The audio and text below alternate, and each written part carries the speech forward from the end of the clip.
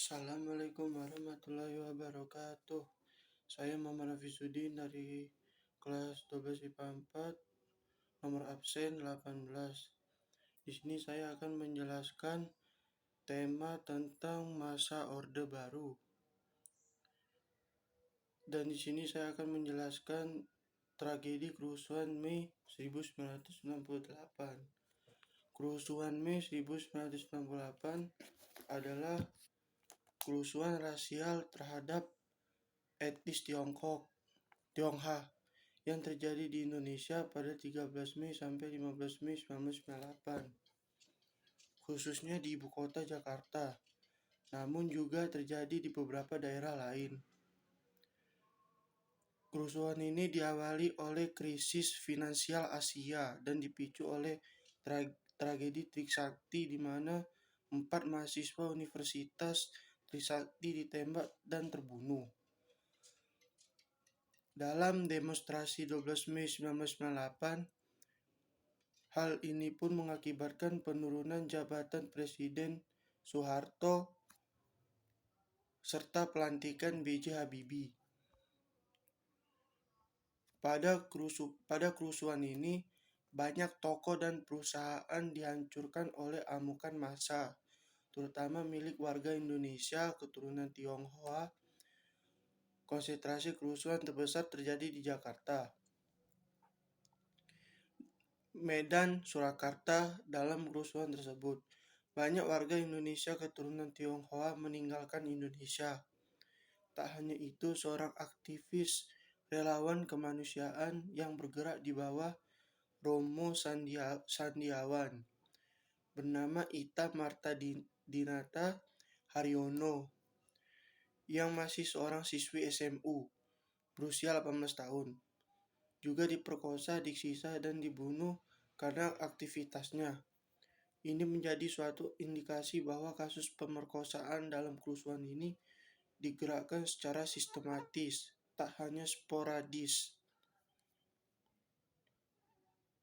Amukan massa ini membuat para pemilik toko di kedua kota tersebut ketakutan dan menulisi muka toko mereka dengan tulisan milik pribumi atau pro reformasi, karena penyerangannya fokus ke orang-orang Tionghoa. Beberapa dari mereka tidak ketahuan, tetapi ada juga yang ketahuan bukan milik pribumi. Sebagian masyarakat mengasosiasikan peristiwa ini dengan peristiwa Kristallnacht di Jerman pada tanggal 9 November 1938 yang menjadi titik awal penganiayaan terhadap orang-orang Yahudi dan berpuncak pada pembunuhan massal yang sistematis atas mereka di hampir seluruh benua Eropa oleh pemerintah Jerman Nazi. Sampai bertahun-tahun berikutnya, pemerintah Indonesia belum mengambil tindakan apapun terhadap nama-nama yang dianggap kunci dari peristiwa kerusuhan Mei 1998. Pemerintah mengeluarkan pernyataan yang menyebutkan bahwa bukti-bukti konkret tidak dapat ditemukan atas kasus-kasus pemerkosaan tersebut. Tetapi pernyataan ini dibantah oleh banyak pihak. Sebab dan alasan kerusuhan ini masih banyak diliputi ketidakjelasan dan kontroversi sampai hari ini. Namun umumnya masyarakat Indonesia secara keseluruhan setuju bahwa peristiwa ini merupakan sebuah lembaran hitam sejarah Indonesia.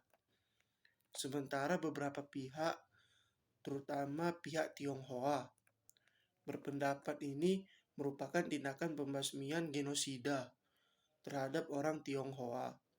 Walaupun masih menjadi kontroversi apakah kejadian ini merupakan sebuah peristiwa disusun secara sistematis oleh pemerintah atau perkembangan provokasi di kalangan tertentu hingga menyebar ke masyarakat. Pengusutan dan penyelidikan. Tidak lama setelah kejadian berakhir, dibentuklah tim gabungan pencari fakta TGPF. Untuk menyelidiki masalah ini, TGPF ini mengeluarkan sebuah laporan yang dikenal dengan laporan TGPF mengenai pelaku provokasi, pembakaran, penganiayaan, dan pelecehan seksual. TGFF menemukan bahwa terdapat sejumlah oknum yang berdasar penampilannya diduga berlatar belakang militer. Sebagian pihak berspekulasi bahwa Pangap saat itu Wiranto dan Pangdam Jaya Maijen Jasfri Jamsudin melakukan pembiaraan atau bahkan aktif terlibat dalam provokasi kerusuhan ini. Pada 2004, Komnas HAM mempertanyakan kasus ini kepada Kejaksaan Agung, namun sampai 1 Maret 2004 belum menerima tanggapan dari Kejaksaan Agung. Penuntutan amandemen KUHP. Pada bulan Mei 2010, Andi Yetrianti, Ketua Subkomisi Partisipasi Masyarakat di Komisi Nasional Anti Kekerasan Terhadap Perempuan Komnas Perempuan, meminta supaya dilakukan amandemen terhadap Kitab Undang-Undang Hukum Pidana. Menurut Andi, Kitab Undang-Undang Hukum Pidana hanya mengatur tindakan perkosaan berupa penetrasi alat kelamin laki-laki ke alat kelamin perempuan. Namun pada kasus Mei 1998, bentuk kekerasan seksual terjadi sangat beragam, sebanyak 85 korban saat itu.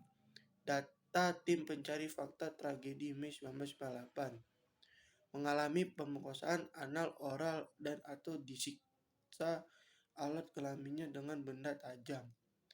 Bentuk-bentuk kekerasan tersebut belum diatur dalam pasal perkosaan Kitab Undang-Undang Hukum Pidana. Dan selanjutnya, dampak kerusuhan. Peristiwa kerusuhan 13-15 Mei 1998 dipandang sebagai tragedi nasional yang sangat menyedihkan dan tercela bagi martabat serta kehormatan manusia, bangsa dan negara secara keseluruhan.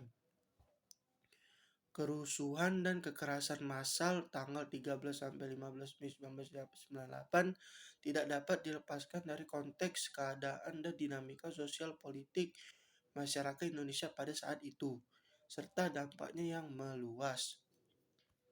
Peristiwa-peristiwa sebelumnya seperti pemilu 1997, penculikan sejumlah aktivis, krisis ekonomi, sidang umum MPR RI 1998, aksi protes mahasiswa yang terus-menerus dilakukan, serta meninggalkannya mahasiswa Universitas Trisakti dalam tragedi penembakan.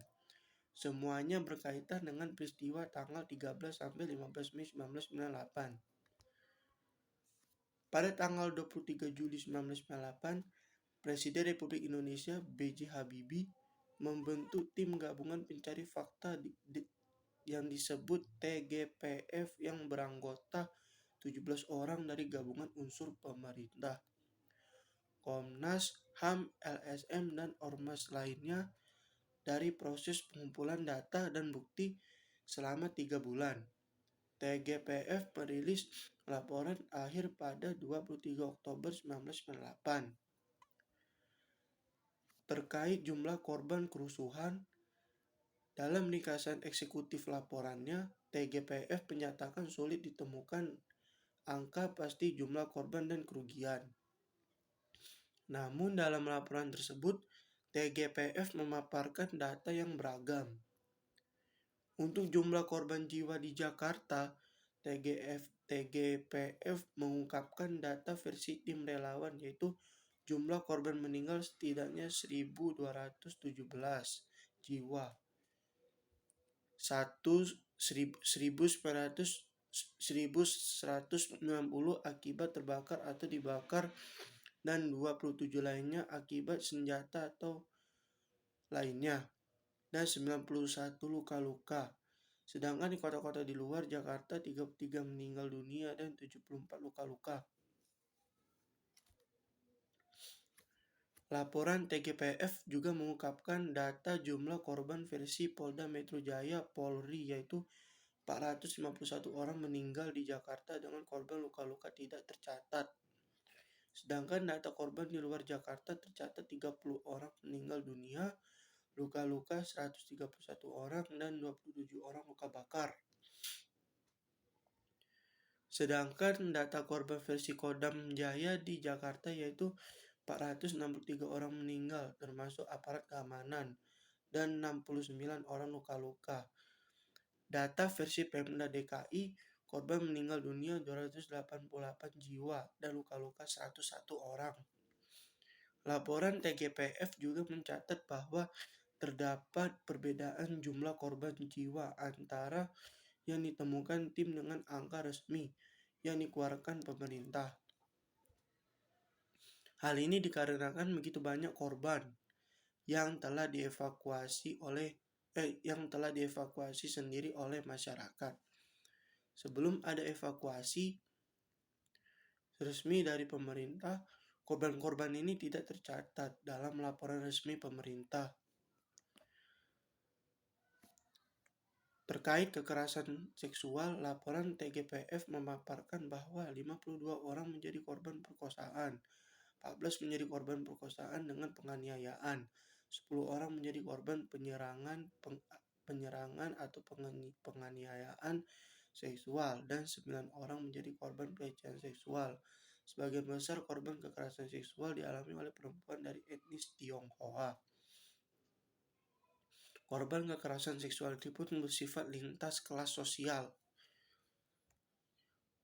Pelapor khusus PBB untuk kebenaran, keadilan, dan reparasi telah menyatakan bahwa kewajiban negara untuk menginvestigasi dan menghukum pelaku kejahatan terhadap kemanusiaan adalah kewajiban yang ditegaskan dalam hukum kebiasaan internasional.